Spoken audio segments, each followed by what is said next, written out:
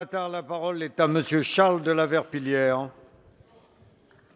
Monsieur le Président, Messieurs les ministres, chers collègues, entre le 7 janvier 2015, jour de l'attaque contre Charlie Hebdo, et le 14 juillet 2016, jour du massacre de Nice, les terroristes ont tué plus de 230 innocents dans notre pays. Il me paraît donc évident que l'état d'urgence doit être prolongé. Mais comme toujours, vous jouez petit bras. Votre texte sur l'état d'urgence n'est pas à la hauteur du danger qui menace les Français. Votre majorité en commission des lois a rejeté la plupart des propositions que nous faisions pour donner plus de moyens aux forces de l'ordre.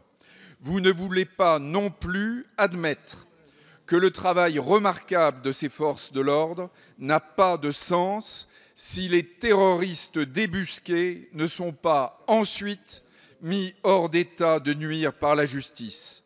Or, le volet pénal de votre politique est indigent.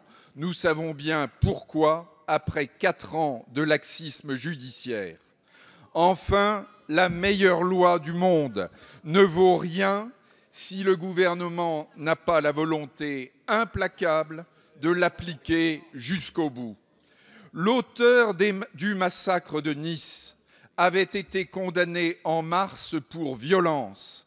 Je prétends que dans le contexte de l'état d'urgence, il pouvait et il devait être expulsé du territoire français. Cela n'a pas été fait. On a vu la suite.